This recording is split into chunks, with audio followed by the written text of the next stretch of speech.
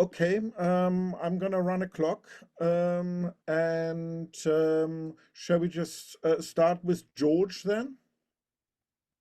Yeah. Are you ready for me to start? Yes, I am. Okay, so the script I would like to pitch is a dark comedy horror.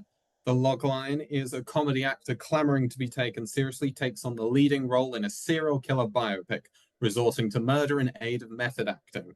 So it sort of pokes fun at sort of like how seriously some people take method acting, how far they'll take it, but sort of it's still sort of, you get some nice sort of grim kills in there, and sort of there's this sort of side thing with the world of sitcoms, which is kind of appealing. And yeah, it should be a fun time if you're into that sort of thing. Okay, this is this it? Yeah, just off the top of my head, that's what I got. Okay. Thank you for that, and thank you for doing the first move. Now, sort of when I do these things, sort of with my group, I think it's important for other people also to get in some clarifying question. I don't know in how far you already are very much aware of each other's projects or not. So that's why I'm inviting here. Maybe some people have got some questions to George about how this is going to work or so. I can ask a quick question. Why do you think the audiences will want to watch this story? Why do you think it will resonate with a lot of people? You mentioned about method acting, and I think a lot of people hear about these stories in the news. So do you think that might be something that will grab people's attention? Yeah, I do think so. But also, sort of, like you say, we sort of get a lot of these stories, but sort of, there's also the exploration of the motivation behind why someone would decide that I want to really immerse myself in this like particular headspace, and sort of also like, because I think certain people can resonate, not to the extreme that this guy goes, but sort of, that want for attention, for sort of respect and admiration. So I think that's what people will be interested in, sort of seeing this downward spiral. Mm, nice. Anyone else? I think regarding the audience is a good question, because that's something I probably would need to fill out, and what I would like to know from you, George. Whilst I know that let's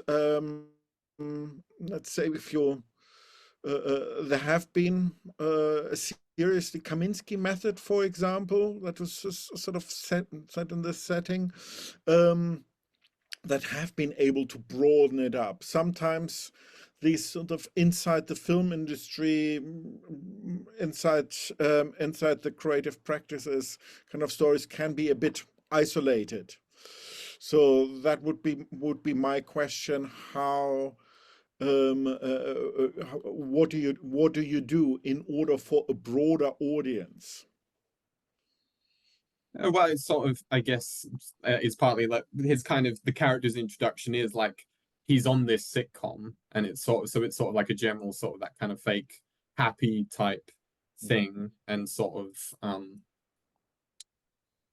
yeah. I mean, I'll be honest, I've not fully got in mind how to like answer that just right off the bat, but sort of. Can I just ask something really? So my point, what I said earlier, the difference between story and the plot. What I would argue that you are pitching here is merely a plot, like what happens from the beginning to the end. But the question, like what the story is, what is the underlying phenomenon that you would like to explore? Like what is it really down there that you wanna show us there? What is the can we somehow relate to it in any sense to a main character or the story in general?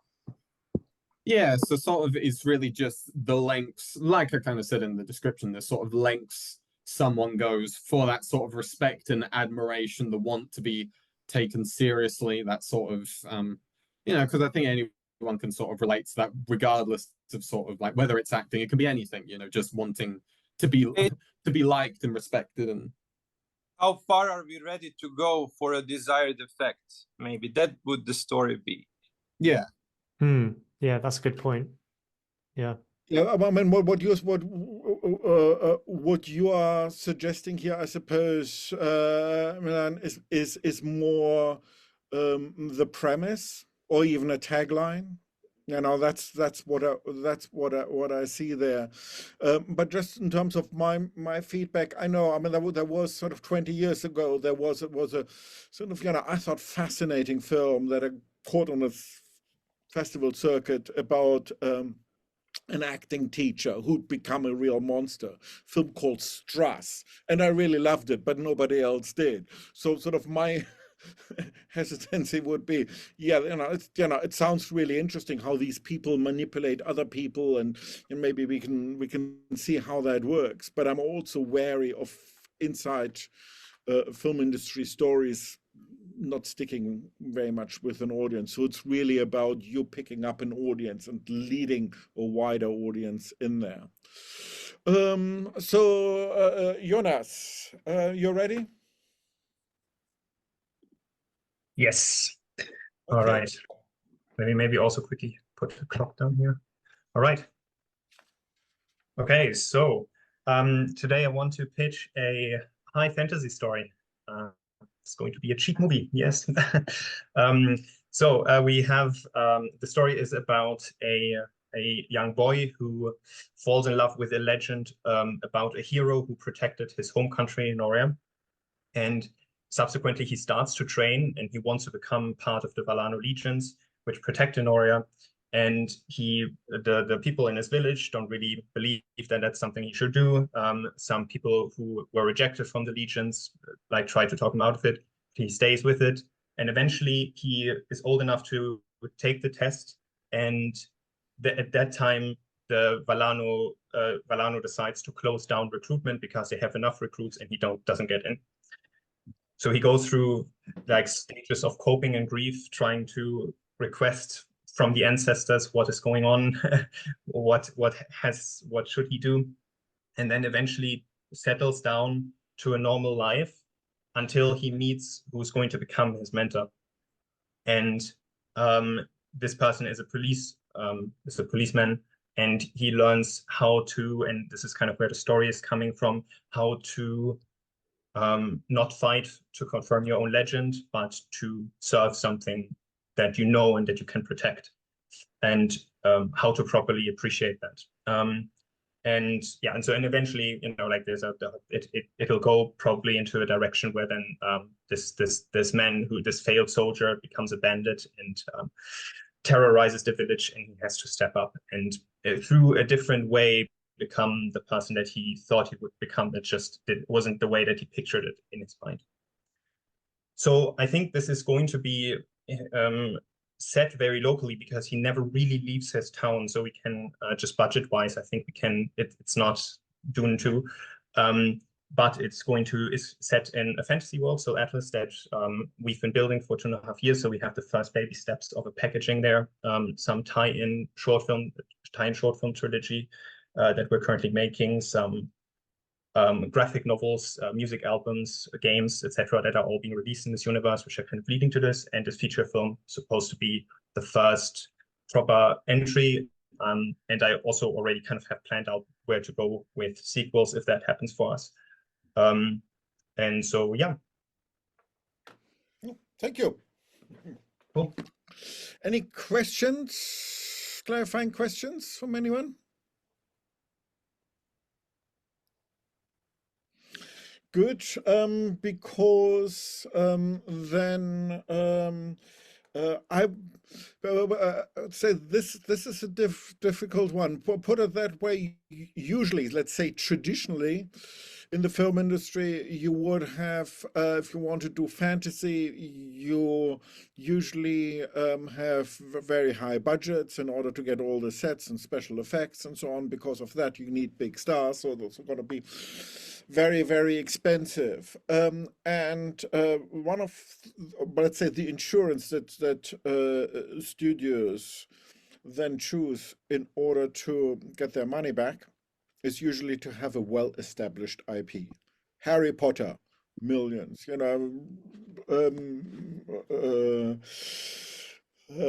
of the Rings, etc. Those well-loved books, only those make it into a blockbuster. So, because I've tried myself a few years ago to do a sort of low-budget fantasy film, we even did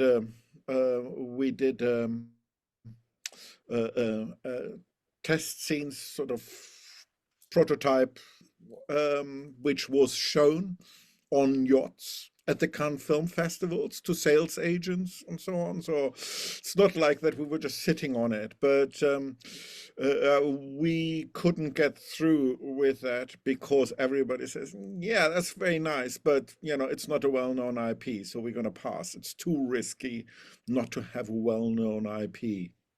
Yeah, books, games, and so on to adapt from. What I say, these things always, so when we did this, the cost of these things were already coming down. It's not like the way it's now. You get free licenses of Unreal Engine and so on. So I would say, maybe this is in this tradition, just like, let's say the godfather of all these things is John Cassavetes, who as an actor took his money and put that into making low budget films and then making a lot of money back. And that, and that made him one of the leading American directors. So he started all that, and David Lynch started it around the same time with Eraserhead, and then later on you've got the Blair Witch Project and Dogma and so on. So I'd say maybe it is it is the next breakthrough, because I think the industry kind of waits for some crazy kids somewhere behind their computers with game engines sort of cooking up the next blockbuster. Maybe that's you. So that would be, if we sort of had more time, my line of questioning is sort of in how far you understand what the audiences do expect, and what do you do with that? Is it is it fresh? Because it's a bit of a walk of a tightrope. It needs to be fresh, because otherwise you just go with the old blockbuster material, Marvel, etc. So it needs to add something new, but not too new, because then your audience wonders, what is that? So I think it's got to be the same but different. Sorry. Yeah. So to get that balance right throughout, and also, of course, when you if you're going to go to Cannes and pitch it to different people, you'd also need, some people are a bit more comfortable with innovations, others less. So I would say it's probably not something that you can pitch all the time. But I suppose you would need to have some visual material going with it, and how far the world is convincing and so on. But you see people with these, being at that level, sort of going in Cannes from yacht to yacht, as I did a few years ago, and the only ones who I met quite early on, who just sounded so mad, is the people who had the Nazis on the moon. You remember? Iron Sky. Yeah, Iron Sky, which again, where I was intrigued, I didn't know that they sort of, can push it as far as they did, but clearly they're sort of, got some visibility out of that. So thank you, Jonas. Anthony? Thank you. All right, thanks again. I won't waste any time here. This is Damned If You Don't. It's a half-hour dramedy, and the comps might be Fleabag or Afterlife. Ricky Gervais' black comedy in many ways is the focus of it. And it asks the question, what if the afterlife can't deal with all of the deaths of the 21st century? What kind of chaos might we encounter by entering an outdated afterlife that's even more imperfect than the world we've left behind? Now, I've only got 120 seconds because you're busy people. We've all got pitches to hear, places to be. But what if after you heard this sentence, God forbid, you were all to unexpectedly drop dead into that imperfect afterlife? In the blink of an eye, you discover yourself in purgatory that happens to look exactly like Newark Airport. Now, this is exactly where we meet Dylan Cousins. He's died unexpectedly and embarrassingly without any chance to make amends. And he doesn't know it, but his widow's pregnant with his only child. His business partner has been cheating him. And he'll meet a community of unhoused folks that will give him the care he didn't know he needed. And the staff of the afterworld, well, they're not entirely sure that Dylan should just go to hell, literally. And he's in purgatory for a reason. He's got to make things right, and he's given the task of haunting his widow in order to save her soul. His only problem is he doesn't have the first fucking clue about how to save a soul, and he didn't leave this world or his widow on the best of terms. He's unprepared, he's unloved, he's unhoused, and he's alone, and he's really on his own here. But through his odyssey, he's going to make friends he never expected. He's going to face trials that will literally take him to the gates of hell. And he will discover more about himself in death than he ever realized in life. Actors say that dying is easy and comedy is hard. And Dylan will discover that dying is easy and it's eternity that's hard. That's damned if you don't. Thank you. Questions? I don't have questions, but I thought that was a really good pitch because it felt like you took us on that kind of the emotional journey of, it was like a teaser of the story that we're going to go through if you were to watch the show. You know, you were telling us how it started and then you're throwing in questions to make us think about. I think a good story leaves, it makes you challenge your beliefs, doesn't it? Anthony, is that kind of what you were trying to do with this show? Like make people think and question our beliefs? Not so much question your beliefs, because I'm not sure what your beliefs or anyone else's beliefs might be, but I'm trying to situate you in the moment where what would we do if we were to all of a sudden drop dead in embarrassment or whatever cause and find ourselves in purgatory that looked like Stansted Airport or something like that? What would we do if we were given this task to save somebody's soul and we had no bloody idea how to go about that? And the only help we had that we didn't know was help for us were the unhoused people in urban central London or New York or wherever this is. And this is the world we find ourselves in. And so it's not so much beliefs, but it's about empathy. It's about seeing yourselves in the story in a way that, damn, that sounds like something I would at least give half an hour of my life to. That was the intent. Yeah. It was amazing, and there is the difference, in my opinion, between the story and the plot. What usually lacks when people are thinking about it, they have a story and have some kind of like plot instead of like a deeper meaning and something that teaches us. So thank you, Anthony. Fantastic.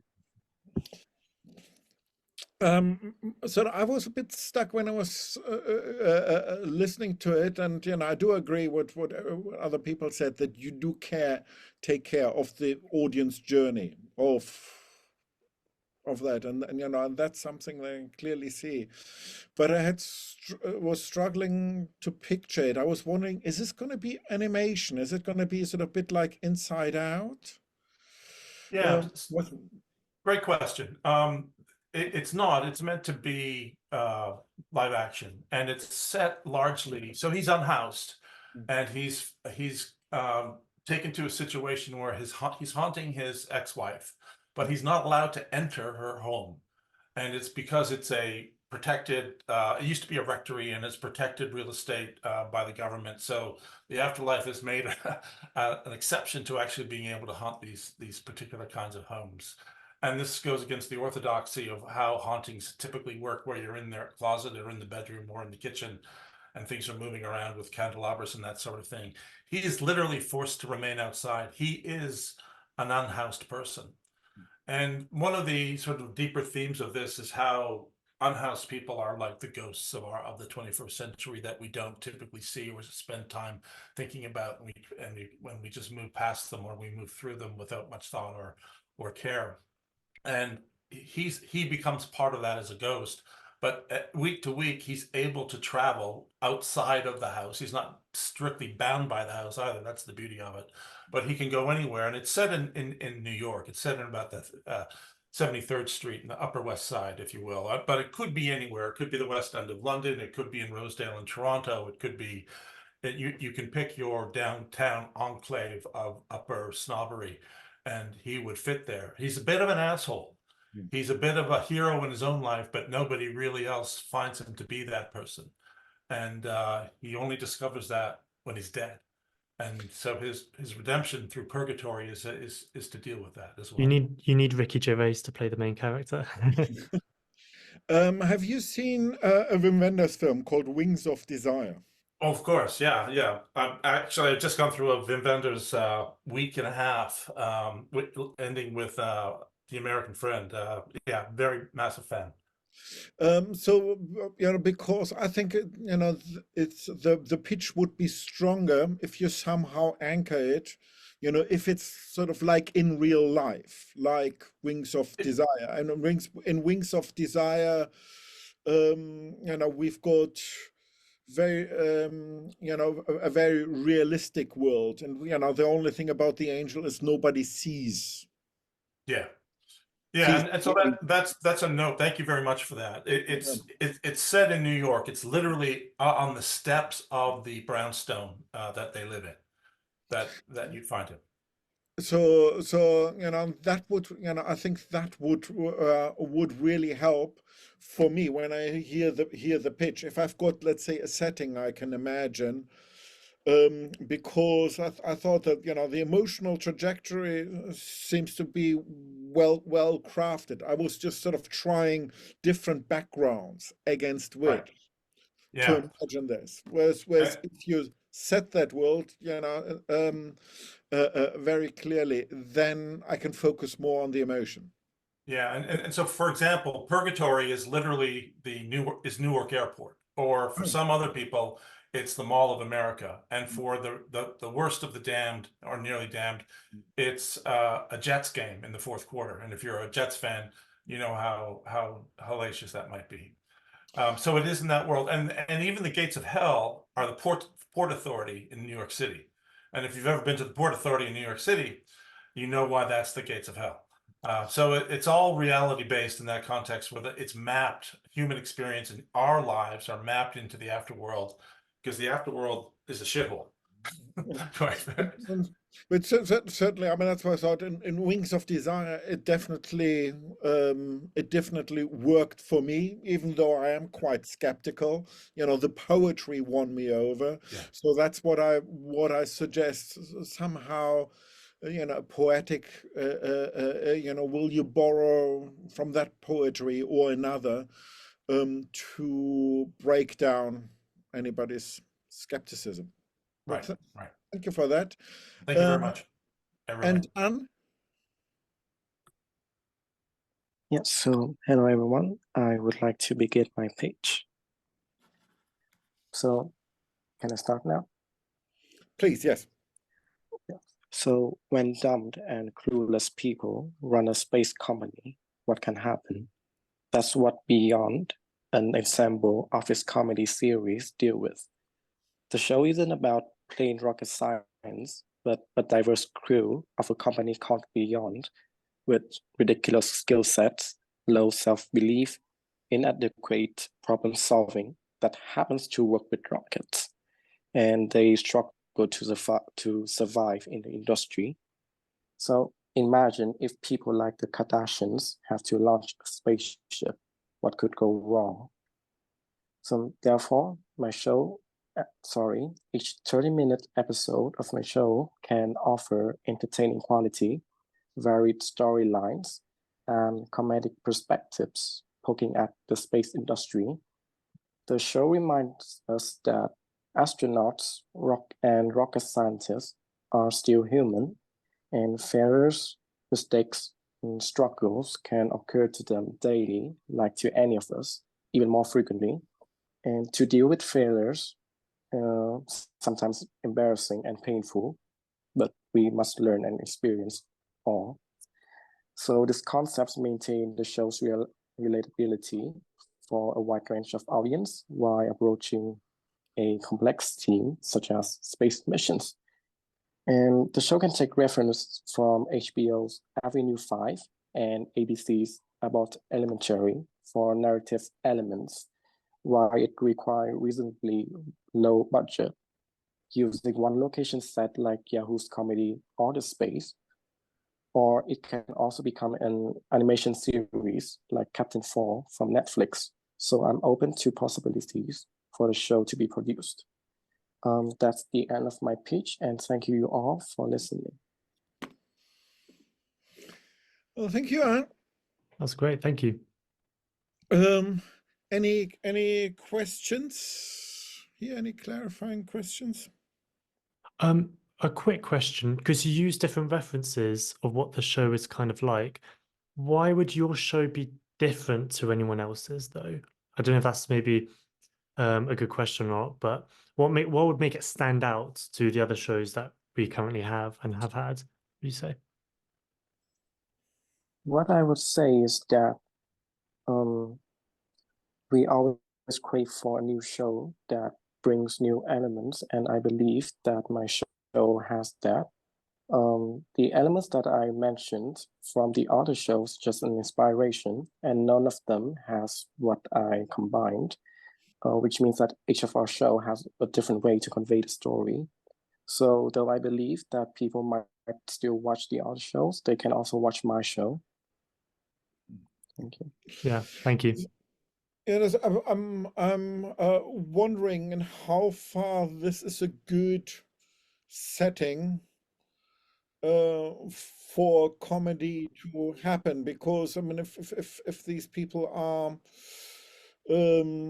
pretty hapless, and is, you know, you see them, whatever, you know, things that explode, things don't take off. Sort of, I think it's sort of a bit limited about the sort of comedy that you can extract from that.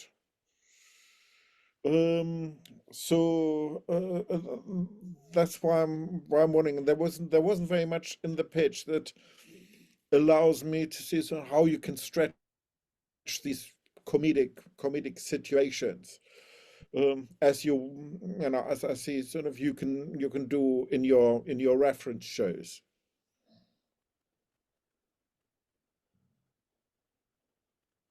Thank you. I believe that the comedic elements in the show isn't the only thing that the show has to offer. So what I like about the film Naked Gun is that they share the writing experience.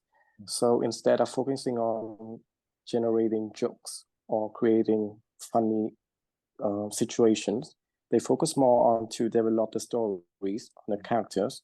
The jokes from then developed naturally, and I believe so. I focus more on telling the stories instead of telling a joke. And the comedic elements can rise later when we go further into the story.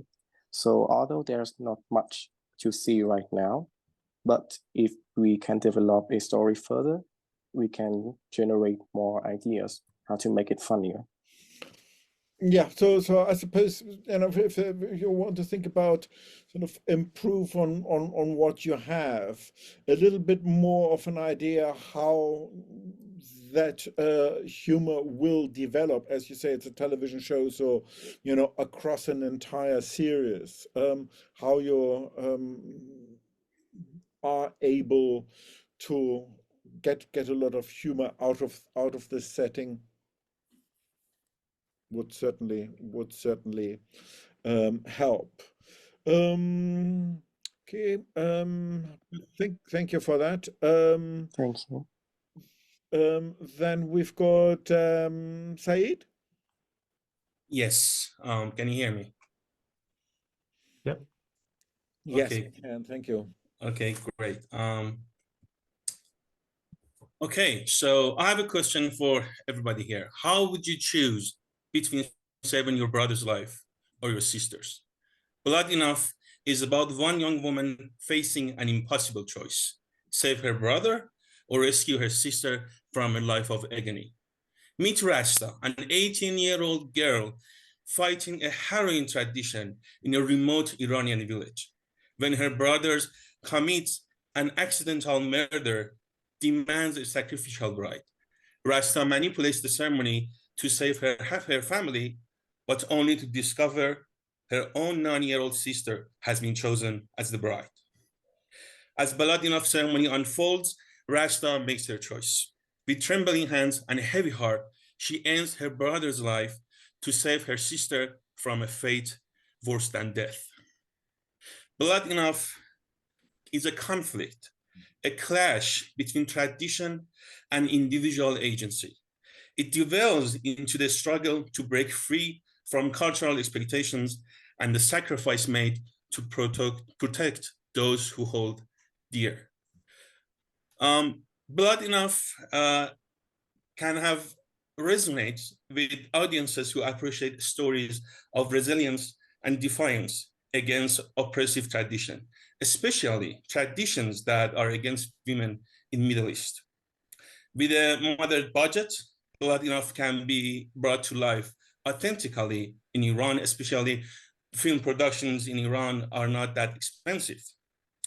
And I have the plan to make it as authentic as I can. I would choose most of the characters and the casting in the villages that I would find for this project. And I would use indigenous elements for authenticity, including clothing, decor, and props. So get ready to witness the strength of one woman's unwavering resolve. Thank you. Thank you.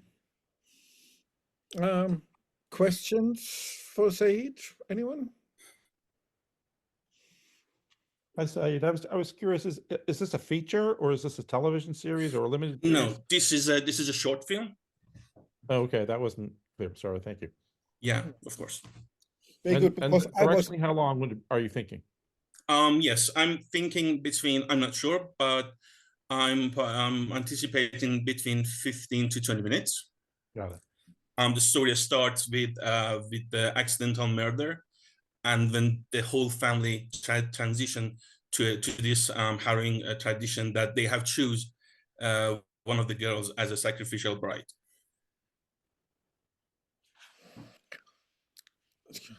Great, thank you, Upsa.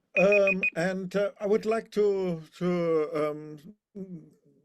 first say that certainly it's always been what's really interesting I find about cinema is, I mean, I remember when I was a student and I was watching lots of films from Russia and Korea and Japan, from everywhere in the world, sort of allows us to dip into other cultures. And as again,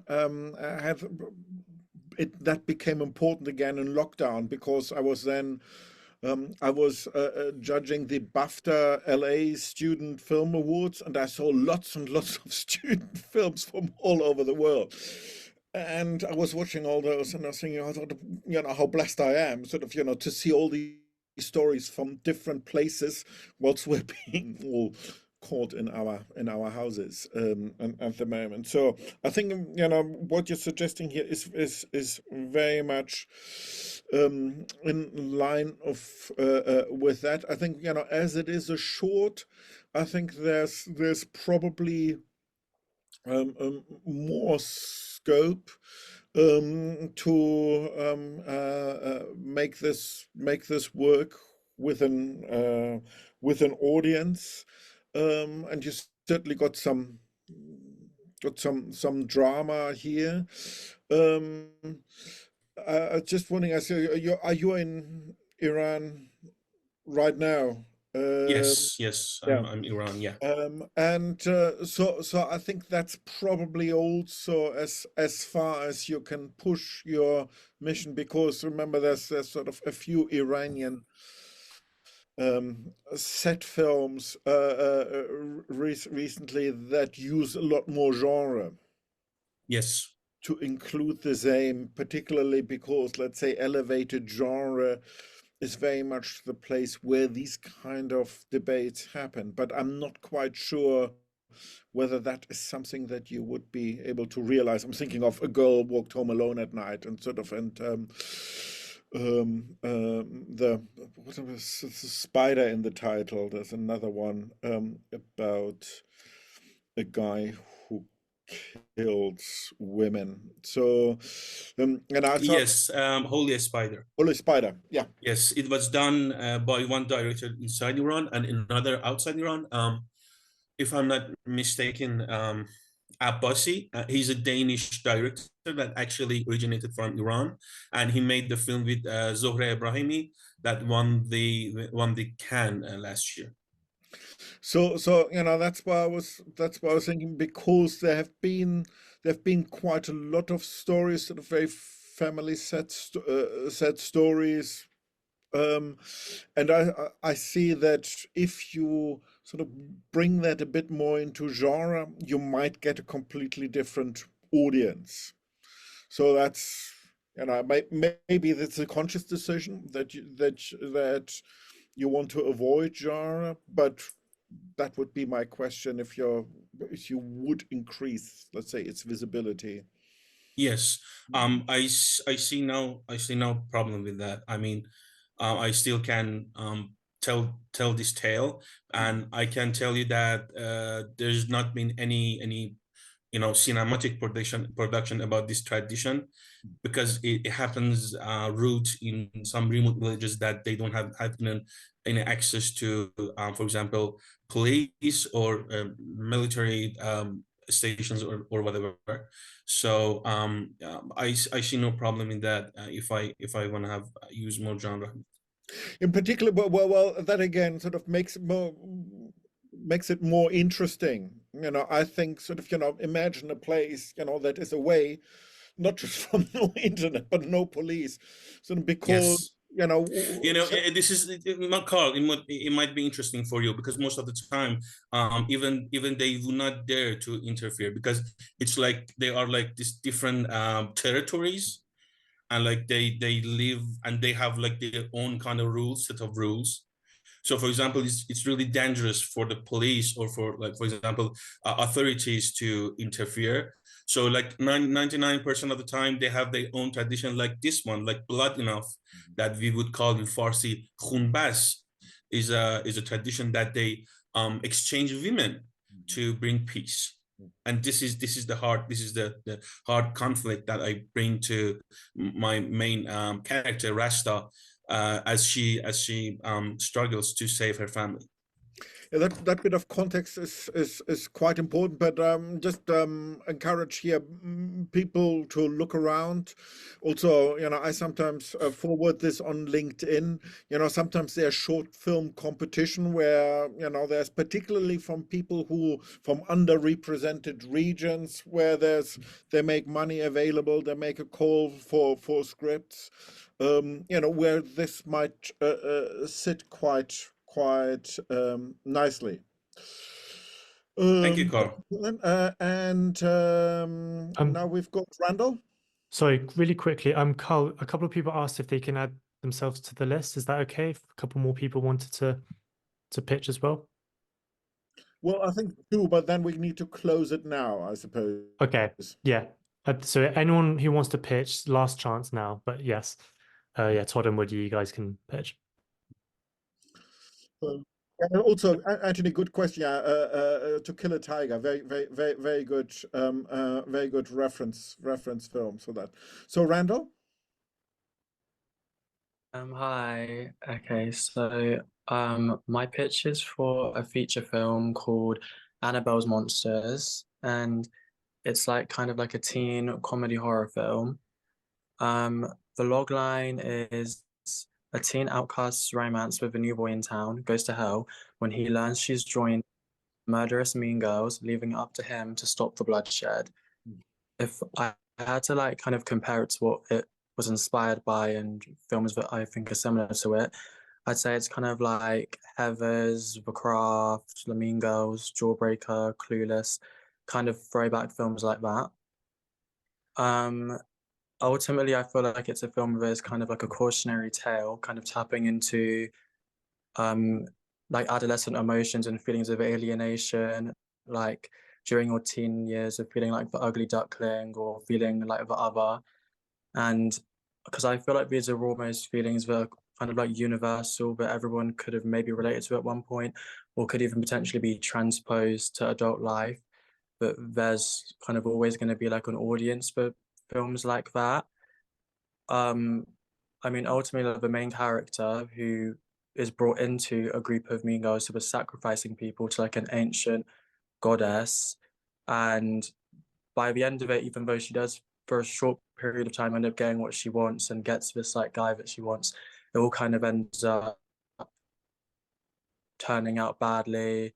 The group kind of like turns on itself and they kill their leader and she replaces her, and then is also betrayed by her own friends, and in the end does not get what she wants. So it's kind of meant to also be like a warning and kind of maybe about like self-acceptance and self-love, to kind of be happy with who you are in a way.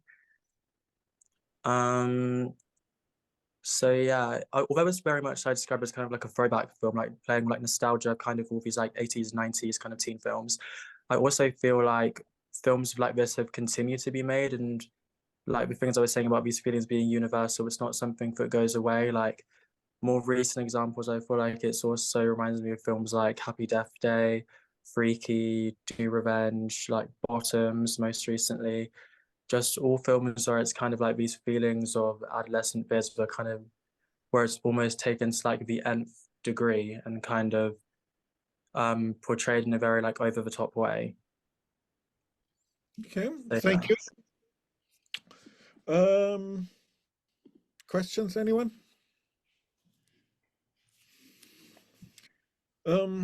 What I found the thing about sort of horror comedies that's tricky. And but it's one of those genres where people easily watch it and think, oh yeah, you know, I can come up with funny things and I can come up with scary things, is to develop the journey between the two.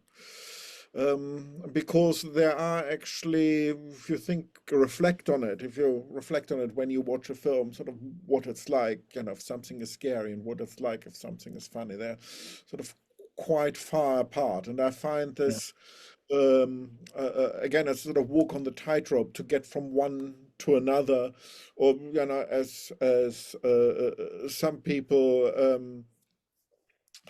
like Edgar Wright do, they can even manage to do both at the same time. So you're not quite sure sort of what you're supposed to feel. That is quite tricky. So, you know, that's why I suppose sort of give with the information that you could sort of include in that format. It's, you know, it's difficult to see, you know, if you can pull that off, if you are able to combine these quite opposite emotions, the fun and the scariness, whether you are able to build these arcs narratively. Okay. Between those two. So you know, like we've said with other ones, where a sort of crucial element is missing, so, you know, if you can find a way to encapsulate that into your pitch, to give an example, tonal example, how you bring those two together, because I find these can be very different in different horror comedies. Yeah. Okay. Thank you. Anyone else? Otherwise, I would say, Evan? Yes. Okay. Do you hear me well? There's a bit of noise. Yeah, nice. Okay.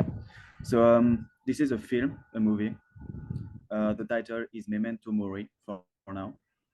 And so the logline is, while a young man tries to make money to save his sick sister living in the hospital, the killer of their parents comes to live with him as an undesired housemate for a mysterious reason. So basically, this is a story of a guy living with a murderer, the one of his parents.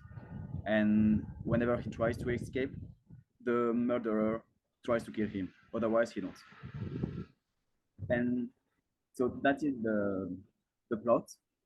But behind it, what the story is about really, this is when you turn in cycles in life and when you forget your dreams, death and sickness comes to you if you don't move forward. And in the story, that is literally, that's like, it's not a metaphor, that's literal. If you don't move forward, death try to kill him. And so the point is to make people be conscious that if you distract yourself from your dreams, sickness will come to you, or death, even worse, because you won't be truly alive. So it can be a metaphorical death too, as to understand that. That is the story in essence. Thank you. Nice. You're welcome. Questions? What kind of story was this? Was this book form or was it a short film or? It's planned to be a full-length movie. Feature film? A feature film, yeah. Ah, nice. Oh yeah, that sounds good. I see, put it that way, I see there's a sort of very clear external threat here with the killer, and I see that you do care about the underbelly, the theme of the story underneath. Yeah. What I'm not sure on what the hard lifting in terms of the writing is, how you bring the two together. I thought that was very well done in a film called The Disappearance of Alice Creed, which is just a sort of kidnapping movie, but where I thought, let's say that journey that this girl goes through, was sufficiently interesting, and sort of so what I would like to have more information about, sort of how the let's say the exterior situation, the threat and so on, can reveal something that is underneath. That's what I'm not quite sure about. I can explain a bit to you more the plot, so if you want. Yeah. So his sister is in the hospital. She's sick, and he's trying to make money to save her. And at this moment, so the killer comes to live with him, just like that, and say, "I'm gonna live with you." And then he tries to explain, blah blah blah. And at some point, the guy realized that the killer wants to kill her sister. That's why he came. And so they try to escape together, but eventually he succeeds to kill his sister. And so he will be sad, blah blah blah, and he will always continue to try to escape the killer. But at the climax, he will face so his fears, basically, so the killer, and he will stop. And this will be like kinda not realistic scene, because it will be like a mystical thing when the whole movie so is realistic, but this scene there will be like how do you call it, a cyclone, and he will appear, and then I have hard time to explain it. And then so this is a metaphorical cyclone where, okay, I won't try to explain it, it's not clear enough in my mind yet. For now, yeah, put it that way.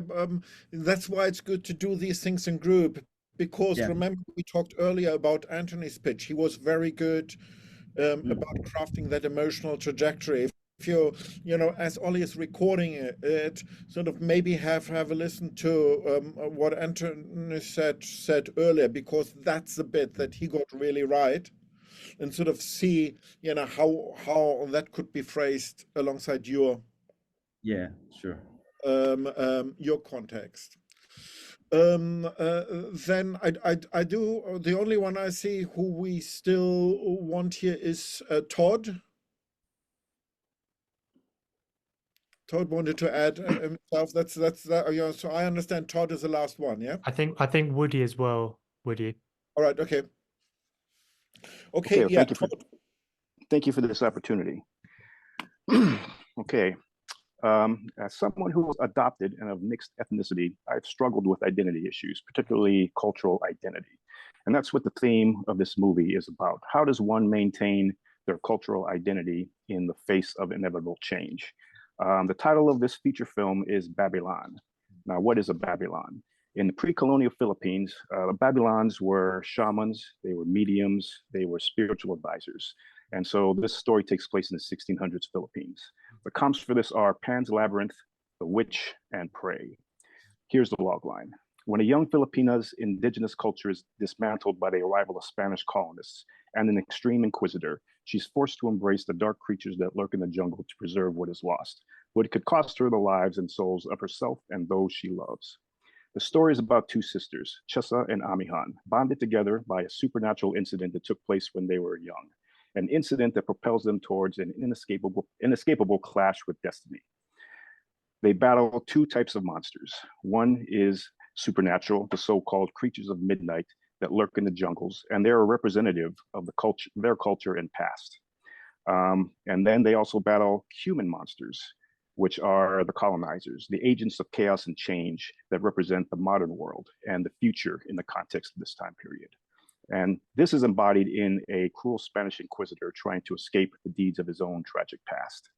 Now, all of these characters, indigenous Filipinos, Spanish friars, the creatures of midnight, they're all on a collision course that culminates in a tragic finale. This is a unique world with creatures and folklore that haven't been explored much outside of the Philippines.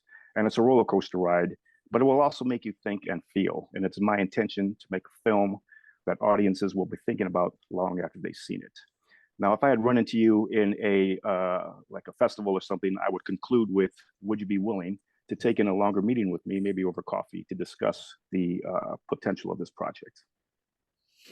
Yeah, I think I would, but key question would be, I think now, you know, as we sort of move on, you know, I'd be much more interested to see the indigenous side rather than the inquisitor side, because there are lots of movies about the inquisitor side. I'm thinking sort of like Apocalypto, but, you know, maybe something even more authentic than Apocalypto. Well, they're definitely, the main characters are the indigenous Filipinos, you know, for sure. So the story is basically about these two sisters. That's what the story focuses on, and their journey. It's but you know, that's exactly, I mean, you know, I can see that, you know, as you referenced The Witch, which I like very much and really made Robert Eggers' name, I think, now to sort of catapulted him on a different level, and it sort of sounds like something that plays at the moment, you know, what we call elevated genre, not just genre that goes into a shop and takes all the genre elements and puts them all into a movie, but genre, you know, a genre film that adds to your idea of what a horror film is, and explores bigger ideas through the genre setting. And that's certainly something that I'm interested in, because I'm working on those kind of films together with Simon Armley, the director I'm working with. So thank you for that. Woody? Thank you. Sorry if it was really late. I wasn't very sure about, you know, announcing all this.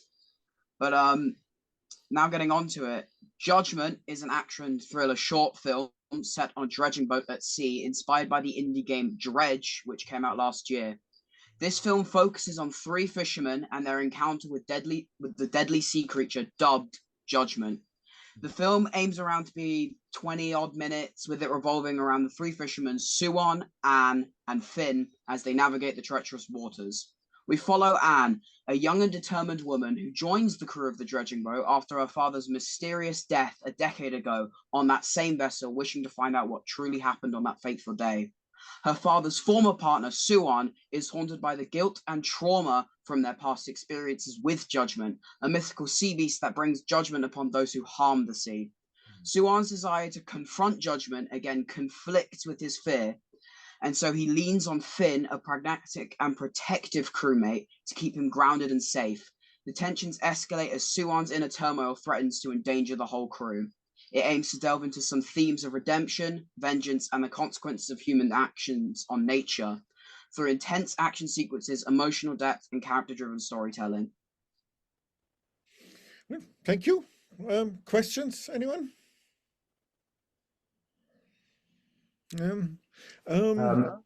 Yeah, Jonas? You guys don't mind. I was wondering if you know, like in the context of a short film, your budget is probably quite restricted. I was wondering how you're going to, if you already have a plan, how you're going to pull off shooting on the sea thing, because that seems to have been notoriously annoying. So I was thinking about that.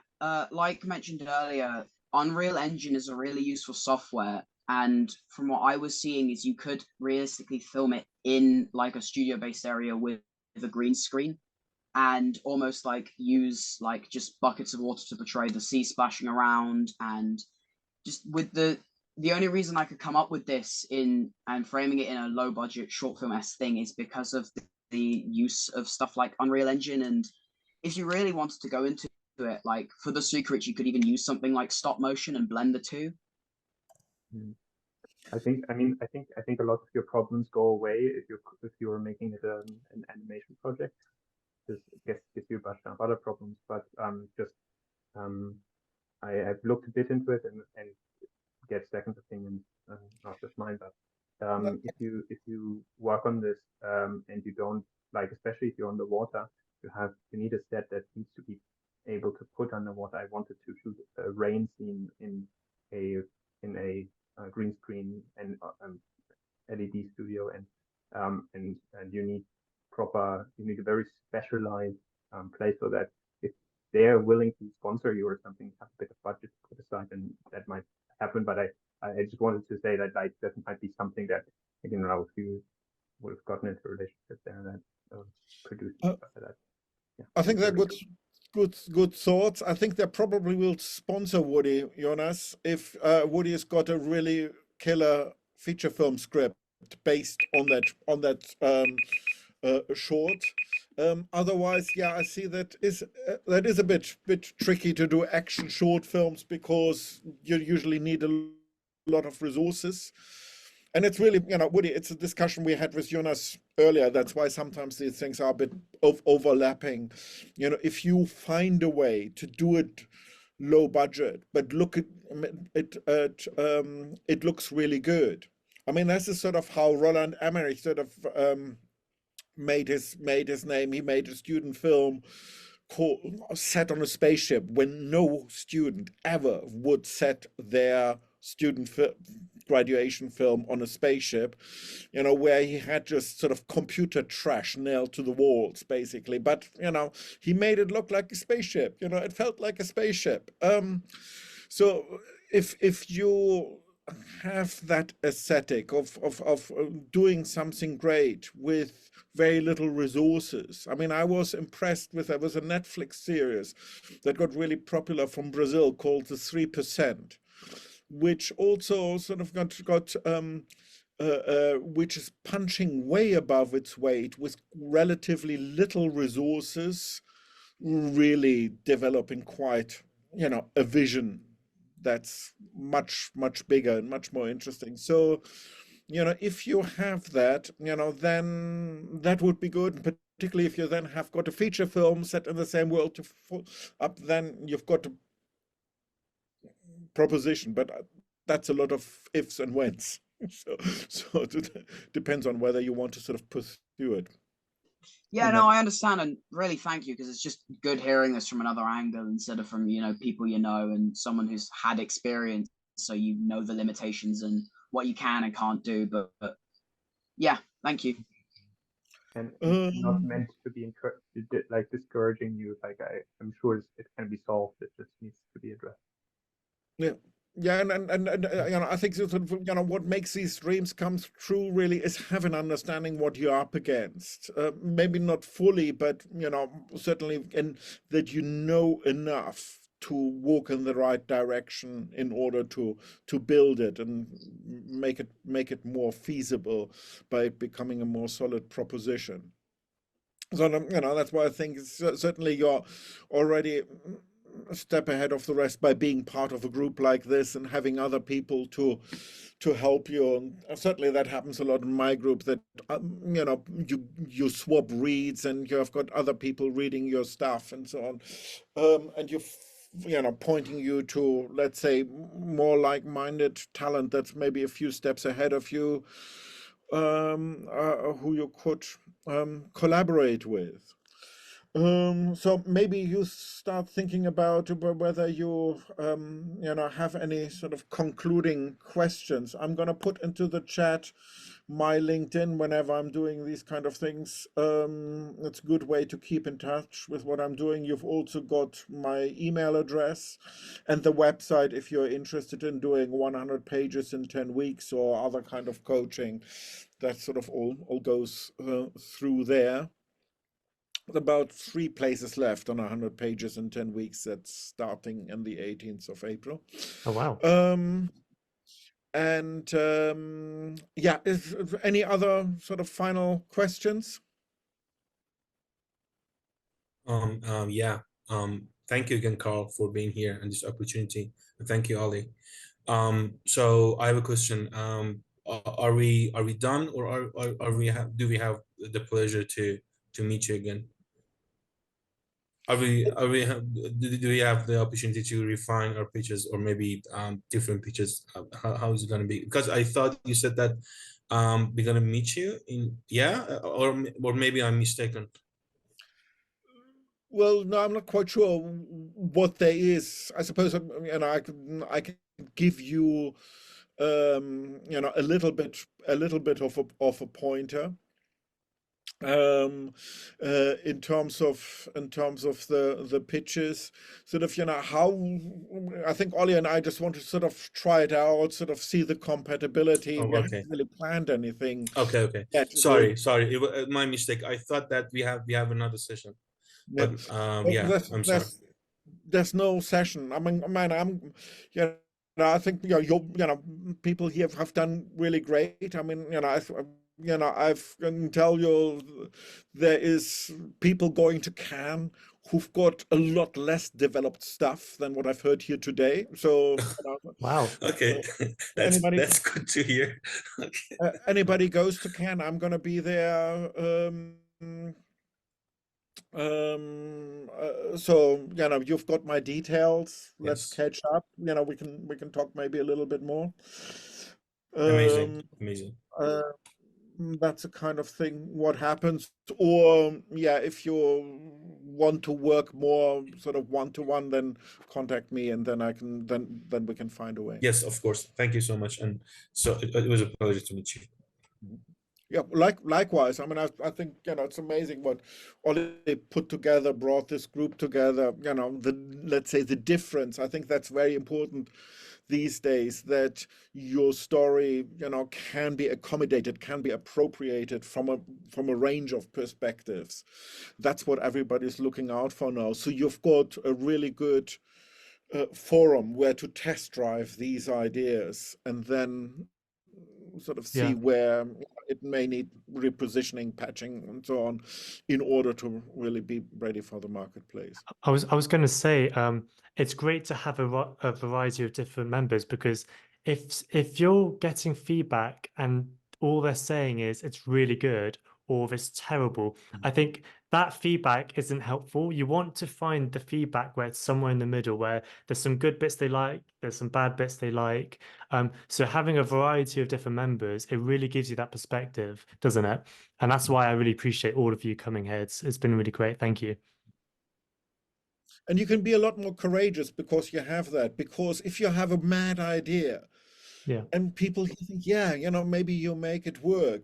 You can go out, pitch that mad idea with more confidence. Whereas, if you were just by yourself, maybe you would think, maybe it's a bit too mad, maybe I shouldn't go so far. But if you've got that backing, if you've been test driving it here, and that's ultimately what people out there for the same stuff that they usually have, they've got the people who usually make that same stuff, and they're rely on that, and there's less risk involved, so they wouldn't necessarily want you for the same stuff. But you come up with something different, a new take that's bit more 21st century than these other guys that they usually work with, you know, and that's then what opens the door.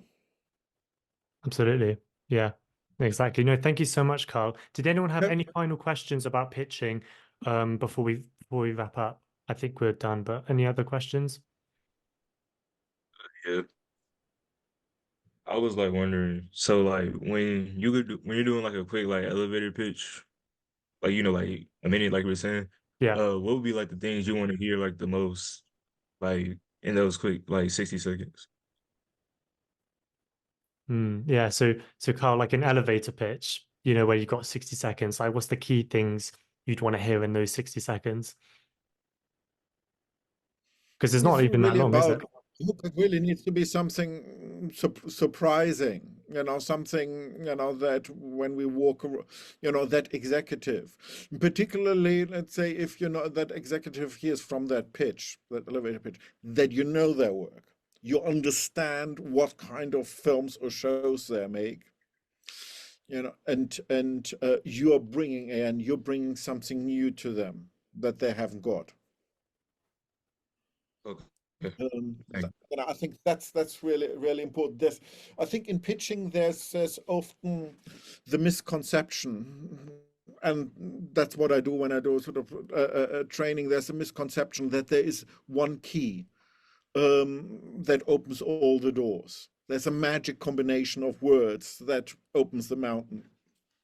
No, there's really elbow grease. And that research who you're going to talk to, know what it is that they need, understand the market environment, understand your audience, don't learn it by heart, but really, have that story so ready to you, all the Lego bricks, that you can juggle them, depending in 15 seconds, 20 seconds, 2 minutes, 5 minutes, 1.5 hours, you're going to fill that space because you've got all the stuff available to you because you're so immersed in it. That's really, how you do a very convincing pitch. Okay. All right. So, so I think we sort of did well shortening it a little bit because sort of you can see people, can go, need to go. So great meeting you, and yeah, be in touch. Love to hear, when you're do a UK premiere, send me 2 invites to the premiere party to my email address. That's why I do this kind of stuff. Exactly. No, thank you, Carl, so much for your time. This has been brilliant. And yeah, thank you guys for all coming. Check out Carl's website if you ever want extra support through this screenwriting. As you can tell, he's got loads of knowledge. And yeah, Carl, again, thank you so much for your time. It's been great meeting you. Thank you so much. Okay. Take care, everyone. Yeah, take care, guys. Thank you so much for coming. Evening, morning, wherever you are. Bye-bye.